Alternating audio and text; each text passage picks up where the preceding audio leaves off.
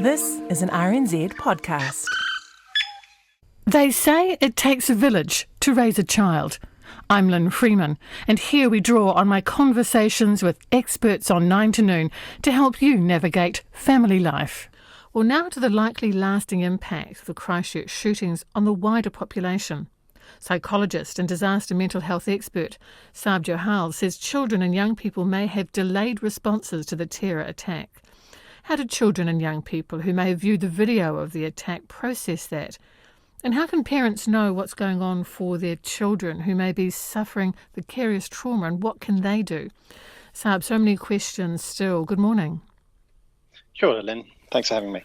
Look, our pleasure. First of all, I know you want to put this into context, and you're looking, I think, at evidence from Denmark.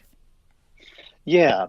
So since the attacks on the 15th of March, there's been a lot of activity trying to ensure that those who've been affected get good access to comprehensive care. But I guess I was wondering, how long would we need this to be in place, and what sort of things might we see? And so one of the things that we can do is to look at what happened in Norway back in 2011 in Oslo and Utøya in the attack there, and the impact actually in a neighbouring country in Denmark. You know, they've got actually a really good way of collecting data there. So they've got a long data series so we can see the impact on a neighbouring country. And they'd already found that after 9/11, some years afterwards, there was a 4% increase in the number of psychiatric admissions. So I was wondering, okay, so what is it that we can learn from that and the impact of that population, and how is it that that might help us in New Zealand to start to prepare for the longer impact? And what they found was that after the after the event in 2011, the terror attack there, they actually found a 16% increase in trauma or stressor-related psychiatric cases. So these are serious enough for admission. 16% increase compared to a 4% increase from 9/11. But the really interesting thing that they found was actually a year and a half later, they found another increase, which was almost as big. And it seemed to coincide with the court case as it was being processed through the judicial system in Norway. And this seemed to be having an impact upon those people who are living in Denmark, even though they had nothing to do. They weren't personally affected, or they didn't think they were. Nobody reported that. And it seemed to be directly related to the number of mentions of the attacker's name in the media. And I think that's a really important point. It wasn't just the media penetration, but it was the mentions of the person's name, which is how they measured the media penetration. Well, that's incredibly interesting for us, isn't it, in light of the conversations the Prime Minister's made, whose stance very clear, and the media are struggling with this very issue of the power of the name and the power of not naming. I think so. And I think it leads us to then expect that actually when this starts going through the judicial system, not only will we be dealing with the impact of those people who have been directly affected and the wider community, because it's very clear that in a neighbouring country where perhaps people weren't directly affected, because there was a cultural proximity and a geographical proximity there was still a wide impact in Denmark. But perhaps we can also then start to prepare and think about an influx of people feeling traumatized and showing symptoms as the media coverage of the subsequent court case then begins. We have, as I mentioned in the introduction there, Sarb, also that video that was seen by so many people, and you can't take that back. So you have the media coverage, which I think on the whole was relatively restrained. But that damn video of the attack that got out there, seen by hundreds of thousands of people, that's an extra degree of trauma, surely, for the people who saw that, and we don't know how long that will linger with them. Yeah, I think I'd agree with you in terms of the general media coverage was good in terms of how it was they tried to manage the balance of reporting, but also not exposing people to too many details. But as you say, the lack of regulation or the inadequate regulation and the propagation of the video meant that a lot of people saw this. A lot of young people would have seen this and have reported seeing it. And one of the things that I think we need to make very clear is that not making people feel like they need to hide the fact that they've seen this video because they feel like they might get into trouble or have in some way broken the law. I think the message is starting to get out, but needs to be reinforced that actually if you have seen this video, you have been exposed to it, and you find yourself thinking about it quite a lot, then it's important that they present for help. And then we can help them to understand, some of the stigma, perhaps some of the shame and guilt that they feel actually feeling like somehow they've been part of this, but also feeling like they've done something bad or wrong. So we don't want that sort of feeling or position of thinking to stick around for too long without them having help with processing that. So it's that sense of shame and stigma that will be behind many children not actually coming forward and saying they've seen it.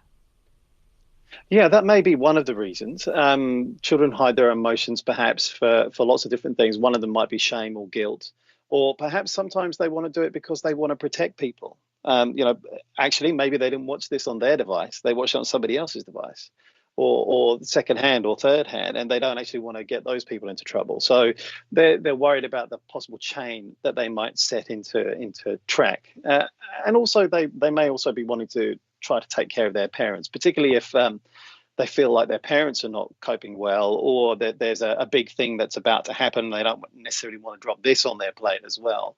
So there's lots and lots of different reasons. So what we want to try and do is to create a safe and an okay environment as possible, because one of the things that we know is really important for children when they're going through big events or trying to process information from disasters like this is that emotional regulation is really important.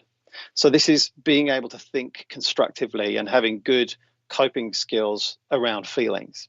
And it tends to be used a lot with sort of anger management, but it's far wider than that. What we want is children to have their feelings. We don't want them to not have feelings, but we want them to not be overwhelmed by them. So the danger is that actually by not talking about this, that feeling doesn't get processed, and it can start to weigh on them and feel like there's no way out of this.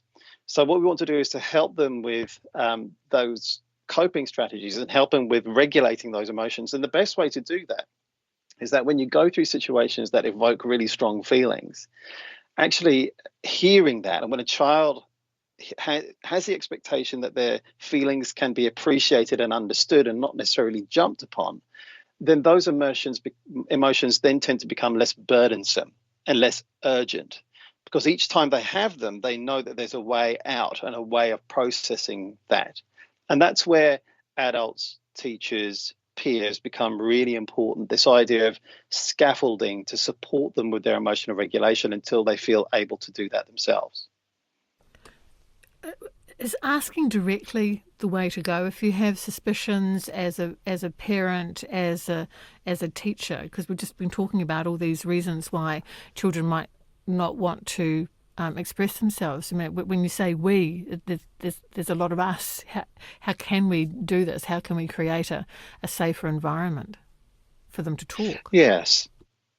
So it's a really good question. I mean, yes, you can ask directly, but often you won't get a straight answer. You know what that can be like sometimes, asking a child or particularly a teenager. But at the same time, if you create an environment where you are not necessarily pestering, but making it okay for people to revisit conversations. So that's one way of accessing it, through the verbal world, but also through the non-verbal world. You know, if you notice something quite different in your child or young person in your life, be you a teacher, a relative, or a friend, or a parent, then if you see something that's kind of not how they would normally be acting, then start to ask kind of internal questions around, you know, what is this about? Are they kind of showing that they are regressing perhaps a little bit into a more of a younger age kind of behavior, which is often what you see when children are stressed. They kind of go back almost developmentally. So if you start to see things like that, particularly with young children, if you start seeing clinginess or bedwetting or stuff like that, then that gives you a fairly good non-verbal indicator that there's something going on. But also with older kids too and adolescents, if you start seeing things that actually this doesn't seem right to me, then start to try and piece together what's going on, but not in a kind of inquisitorial sort of fashion, but in a really genuine concern. I'm going to keep revisiting this with you. It's okay to have all sorts of different feelings, then perhaps even talking about examples that aren't so personal, and sharing stories about how perhaps other people might be processing this information can often just make it a little bit less close for that young person and child, and start talking about it in the third person. And then when the time's right, then they might start talking about themselves. Thinking also about that example you gave us, Sarb, of what happened in Denmark and those big spikes in the number of psychiatric admissions. Clearly we want to try and get help into, as early as possible, but we've also got to think long term here, haven't we? So I know there's been a massive immediate response with helplines really, really quickly, but the reminder here is that it's not going to be over anytime soon. So the government, I guess, and communities and NGOs and organisations are going to need to have that kind of scaffolding you're talking about, and resources and money long term. No, not let it wane after a couple of months. The numbers are declining, so we'll just wind things down. It feels like that is a valuable lesson here. Yeah, I think so. I think there were lessons also, similar lessons, different issues learned in the response to the earthquakes in Canterbury as well. What we found out that actually in years 3 and 4 and 5, it was a completely different set of people who started coming forward for assistance, because they were the ones who kind of had been carrying stuff for a while and thought, actually, other people need this help more than I do right now. But after carrying that load for a long period of time, especially after getting caught up in the whole EQC insurance stuff that people were trying to navigate their way through, and some people still aren't there, that starts to take a toll. Now, the danger then is that actually what you start to see is service use numbers start tailing off, and people take that as a signal that the service isn't needed anymore. And then they're surprised by actually when they start announcing, actually, we might not do this service anymore. Suddenly a whole new set of cases start coming out, and people start going, well, why didn't you come forwards beforehand? What we learned from the Canterbury earthquake sequence is that people actually put their needs second. They thought other people needed the service more, particularly when we have conversations around scarce resource. People will say, actually, other people need it more than I do. And when they get wind that actually the service may go away, that's when they step forward.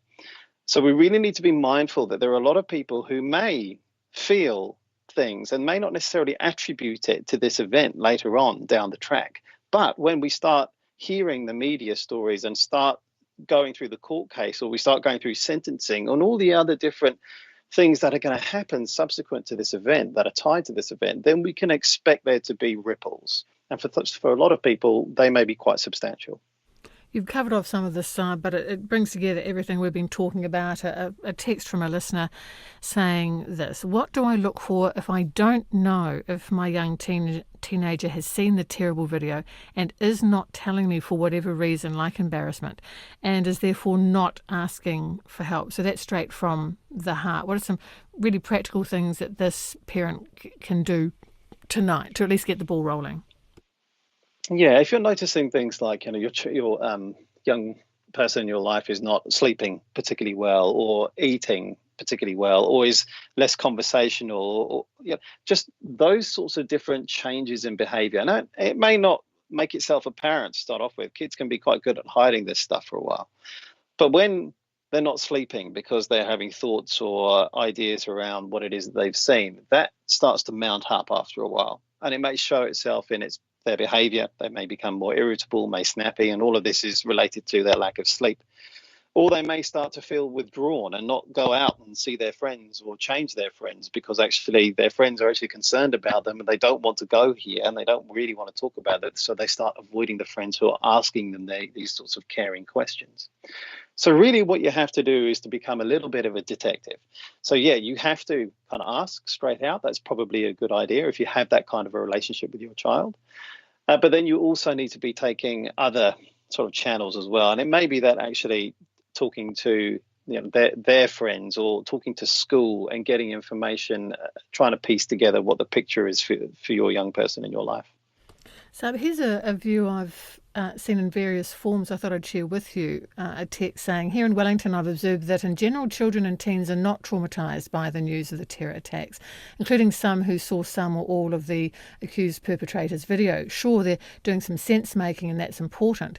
The listener says, I'm really concerned about the constant messaging that they may be traumatised, which does lead them to reframe or worry about themselves. This is already prevalent. I've got anxiety when they're actually experiencing normal emotions. Please, can we stop teaching our young that there's an expectation that they are or will be mentally unwell?